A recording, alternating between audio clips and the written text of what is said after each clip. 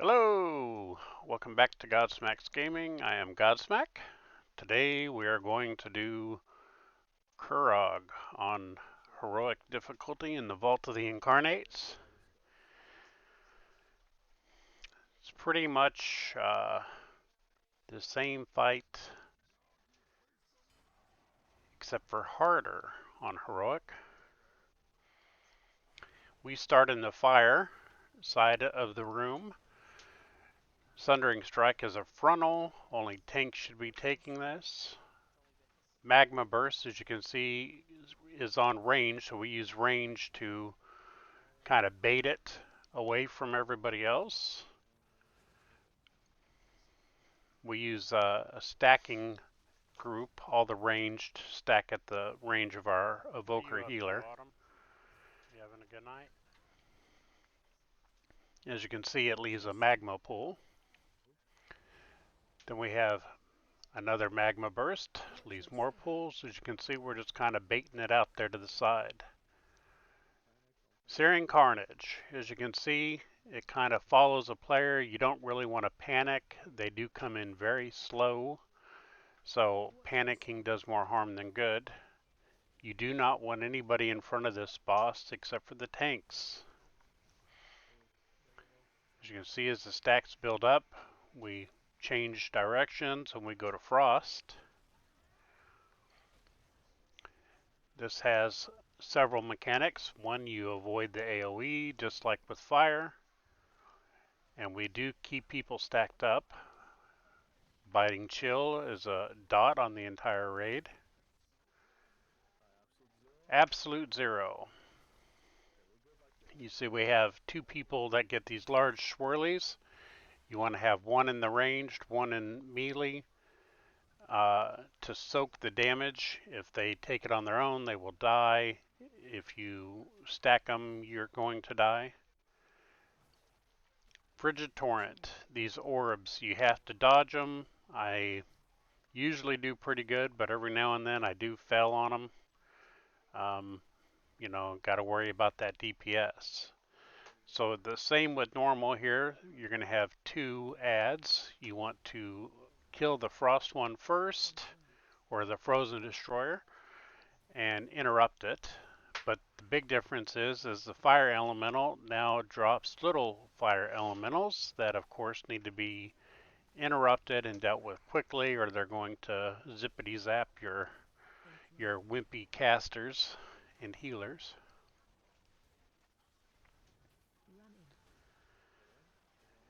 Frozen Tempest is the same. Everybody gets in. We usually try to drop some CDs in here, like Darkness. Okay. You can see our tank drop Darkness. And there we go. The Blazing Fiend does drop the fire pools, just like in the fire phase, which kind of limits your room space. Well, that makes it kind of hard to talk to. As soon as this guy is destroyed, we will take the tank over to the next zone.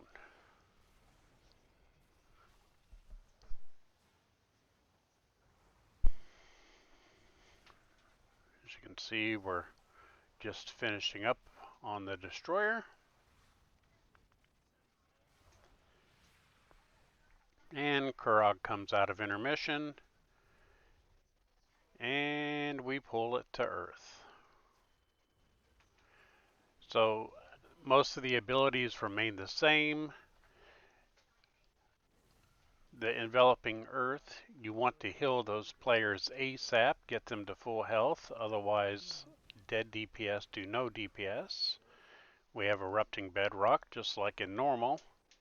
As you can see, you run in, run out, just avoid the big circle of you're not alive anymore. I remember when warlocks didn't need little heals from people. Just keep going. It's just slow and steady wins the race.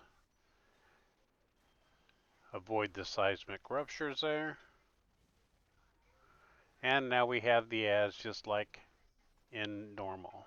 Tanks grab them, and usually about this time, time-wise, you need to go ahead and head to lightning or storm. Shocking Burst.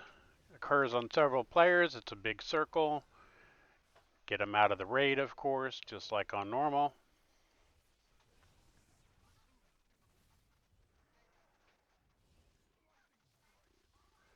Lightning Crash on random players.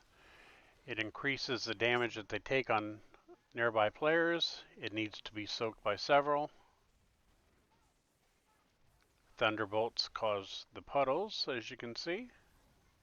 It is a little harder for me to describe what the range go through, as I do play melee and a lot of times melee, excuse me, and a lot of times you can see I don't really catch what they are seeing. And I actually got it. We'll run out of the group, run back, continue to pew pew on the boss here a little bit, and we go to intermission 2. So this time we have an earth elemental and a storm elemental. We do kill the earth elemental first, as he puts these annoying puddles on people. You take them to the edge of the room and get out so you don't die. And we continue to try to pull them together. You do have to be careful with this because of the Thundering Destroyer. He's going to target one player and shoot a lightning beam or lethal current. And as you can see with the lethal current, it has a pulse around that player. It does damage everybody in that pulse, and we know that damaging everybody is bad. It's more work for the healers. Target on these. I hope that's the correct choice, since there's only 2. So we just keep going. Shaman really don't excel at 2 targets. We almost have the Earth Destroyer dead. There we go. And then we focus on the elemental, the Storm Destroyer. And we're going to go ahead and set up to where we're going to go when Kurog phases here.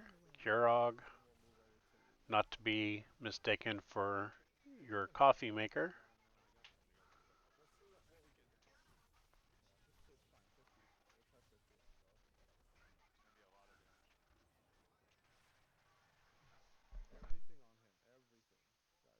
We did elect to go back to fire, but I do recall we don't want to be here very long because damage just starts ramping up and up and up.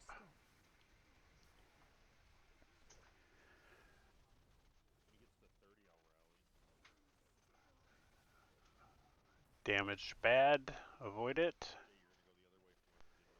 You can see we're doing pretty good here so far.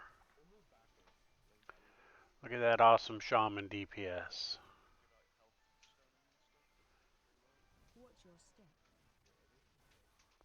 More dodging.